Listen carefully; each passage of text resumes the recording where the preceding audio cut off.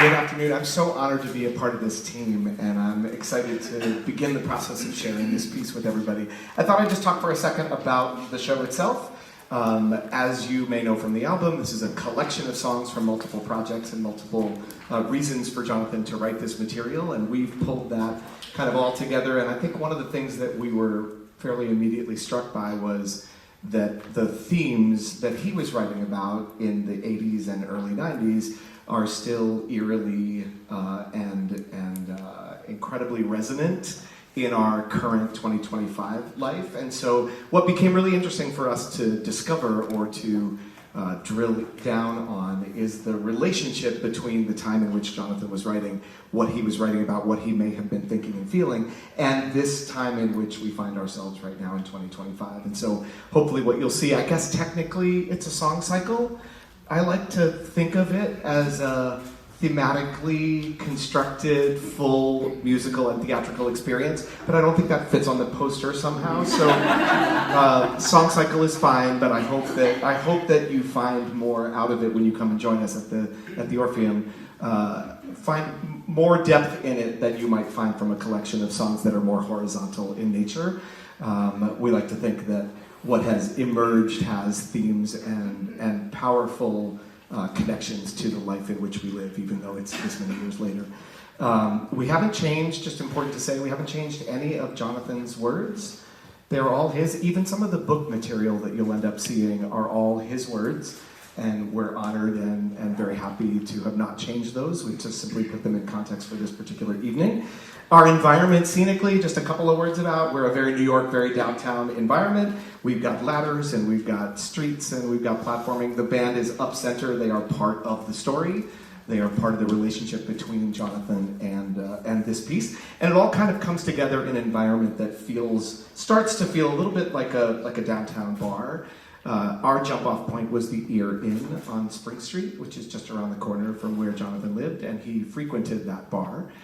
So that was kind of our inspiration and jump-off. A couple of songs into the show, we get out of that bar and traverse many, many different places as the catalog moves forward.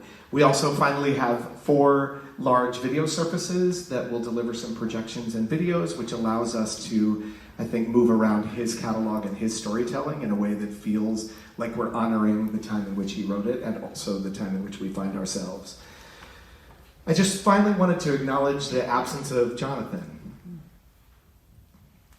Without him, it's been our job to keep him bouncing around the rooms with us, and so we talk about him every day. We sat and cried about him on the anniversary of his passing. And over on this wall over here, if you have a chance to look at it, we pulled some quotes that just started our rehearsal process. I think what you'll find, those are quotes from songs in the show. I hope what you'll find is, even out of context, as you just look at a quote or two, it has incredible and powerful resonance in our life.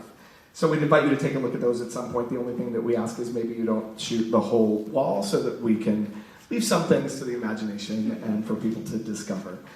I get the privilege of acknowledging our team in the room. We have a bunch of people, producers and general management and crew and designers. They're all here. I can't mention them by name right now or I'd keep you too long, but they are here and they are part of our beautiful family. I'm John Simpkins and I'm the director of the Jonathan Larson Project. What have you directed before? Oh gosh, a lot of things. Here in New York, I had the pleasure of directing some of Joe Iconis' work. Blood Song of Love at Ars Nova. We did a show called Love and Hate Nation together. We did a show called The Black Suits together. Directed a play at 59E59 called The Bus, and then a bunch of regional things too. Yeah. What is your favorite kind of thing to direct? I think stories that are, I'll use the word human. I think what I mean by that is I love stories where authenticity and who people are as their human skin can also come into their characters. So you like the quirky nature of people? I do. I love misfits. No, I'm the same way. When we do podcasts and when we do interviews, I like all the flaws. Yeah, I do too, and I like a musical that doesn't feel like it has to only revolve around the people that usually get musicals written about them. I like normal, everyday people in all of their imperfections and all of the great qualities. What is your favorite number from this show and why? I think It changes every day. It should. Today in this moment, SOS.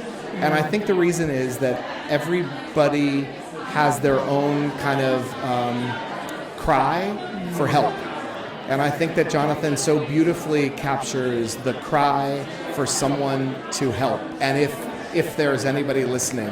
And in the context of Jonathan, he's obviously cycling through a whole bunch of religious or spiritual beings. I think it could easily be about your partner, your friends, your parents. I think it's so relatable today because of the fires in California, the Absolutely. tornadoes, the plane crash. Absolutely. I think we're all basically silently screaming. Absolutely. We I just love, walk around with smiles. Exactly. Even the phrase SOS, to actually send that kind of signal to the world. And I think whether it's about today's politics or my emotional condition or whatever it's about, I think that it captures what we're all hoping to find, which is an answer to our cry. For me, SOS always reminds me of the Titanic. Yeah, certainly. So Certainly. And it does signify usually impending disaster. Doom. And I think that for us to be able to, through Jonathan's music, sound an alarm is really powerful. what would you like audiences to take away from this production? Hope. Oh, I love that. Hope.